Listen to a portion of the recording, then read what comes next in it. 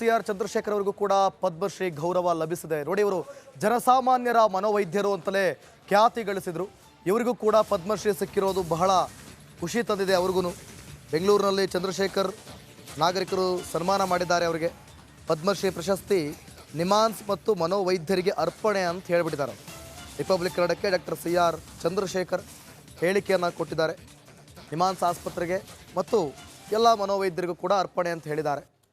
ಅವರಿಗೆ ಸನ್ಮಾನ ಮಾಡ್ತಿರುವಂಥ ದೃಶ್ಯಾವಳಿಗಳನ್ನು ಕೂಡ ನೀವು ಗಮನಿಸ್ತಾ ಇದ್ದೀರಿ. ಡಾಕ್ಟರ್ ಸಿ ಆರ್ ಚಂದ್ರಶೇಖರ್ ಜನಸಾಮಾನ್ಯರಲ್ಲೇ ಸಾಮಾನ್ಯರ ರೀತಿಯಲ್ಲಿ ಮನೋವೈದ್ಯರಾಗಿ ಕೆಲಸ ಮಾಡಿದ್ದಾರೆ. ಅವರಿಗೂ ಕೂಡ ಪದ್ಮಶ್ರೀ ಗೌರವ ಸಿಕ್ಕಿರೋದು. ರಿಪಬ್ಲಿಕ್ ಕನ್ನಡ ಜೊತೆ ಮಾತನಾಡಿದ್ದಾರೆ. ಏನು ಹೇಳಿದ್ದಾರೆ ನೋಡೋಣ. ಜನಸಾಮಾನ್ಯರ ಮನೋವೈದ್ಯ ಅಂತಾನೆ ಪ್ರಖ್ಯಾತಿಯನ್ನ ಪಡೆದಿರುವಂತಹ ಖ್ಯಾತ ಮನೋವೈದ್ಯರಾದಂತಹ ಡಾಕ್ಟರ್ ಸಿ ಆರ್ ಚಂದ್ರಶೇಖರ್ ಅವರಿಗೆ ಗೌರವ ಪದ್ಮಶ್ರೀ ಪ್ರಶಸ್ತಿ ಬಂದಿದೆ. ನಮ್ಮ ಜೊತೆ ಸರ್ ಇದ್ದಾರೆ, ಮಾತಾಡಿಸುವಂತಹ ಪ್ರಯತ್ನವನ್ನ ಮಾಡೋಣ.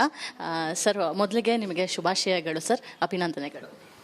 ನಮಸ್ಕಾರ ಸರ್. ಹೇಗೆ ಅನ್ನಿಸ್ತಾ ಇದೆ ಸರ್ ಪದ್ಮಶ್ರೀ ಪ್ರಶಸ್ತಿಯನ್ನು ಪಡೆದು? ನಿಮ್ಮ ಮೊದಲ ರಿಯಾಕ್ಷನ್? ಯಾವುದೇ ಪ್ರಶಸ್ತಿ ಯಾರಿಗೆ ಬಂದಾಗ ಸಂತೋಷ ಆಗೋದು ಮನುಷ್ಯನ ಸ್ವಭಾವ, ಅದು ಸಂತೋಷ ಆಗಿದೆ.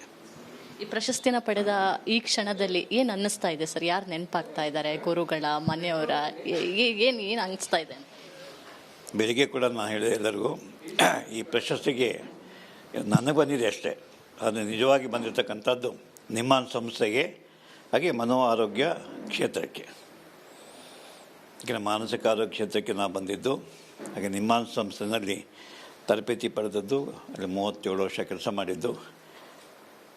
ಹಾಗಾಗಿ ಈ ಪ್ರಶಸ್ತಿ ಯಾರಿಗೆ ಸಲ್ಲಬೇಕು ಅಂತಂದರೆ ನಿಮ್ಮಾನ್ಸ್ ಸಂಸ್ಥೆಗೆ, ಹಾಗೆ ಮಾನಸಿಕ ಆರೋಗ್ಯ ಕ್ಷೇತ್ರಕ್ಕೆ ಸಂಬಂಧಪಟ್ಟಾಗೆ. ಸರ್, ಈಗಾಗಲೇ 1.5 ಲಕ್ಷಕ್ಕೂ ಹೆಚ್ಚು ಜನರಿಗೆ ನೀವು ಉಚಿತವಾಗಿ ಚಿಕಿತ್ಸೆಯನ್ನು ಕೊಟ್ಟಿದ್ದೀರಾ. ಈ ಜರ್ನಿ ಬಗ್ಗೆ ಹೇಳೋದು?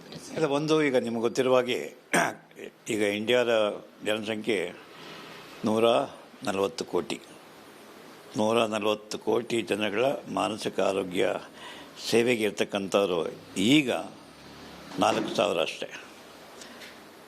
1973-74ರಲ್ಲಿ ನಾನು ಮನೋವೈದ್ಯಕೀಯ ಕ್ಷೇತ್ರಕ್ಕೆ ಎಂಟ್ರಾದಾಗ ಇಡೀ ಇಂಡಿಯಾದಲ್ಲಿ 500 ಜನ ಮನೋವೈದ್ಯರು ಮಾತ್ರ ಇರ್ತಾಯಿದ್ರು.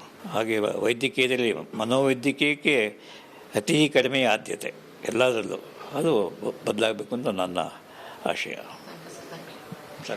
ಎಸ್ ಸರ್, ಇದು ಡಾಕ್ಟರ್ ಚಂದ್ರಶೇಖರ್ ಅವರ ಮಾತು. ಅಂದರೆ ಪ್ರಮುಖವಾಗಿ ಎಲ್ಲ ಕಾಯಿಲೆಗಳಿಗೂ ಕೂಡ ಔಷಧಿಯ ಅಗತ್ಯ ಇಲ್ಲ, ಮಾತ್ರೆ ಎಷ್ಟು ಮುಖ್ಯವೋ ಮಾತು ಕೂಡ ಅಷ್ಟೇ ಒಂದು ಮುಖ್ಯ ಅನ್ನೋ ಒಂದು ವಿಚಾರವನ್ನು ಹೇಳಿದ್ದಾರೆ.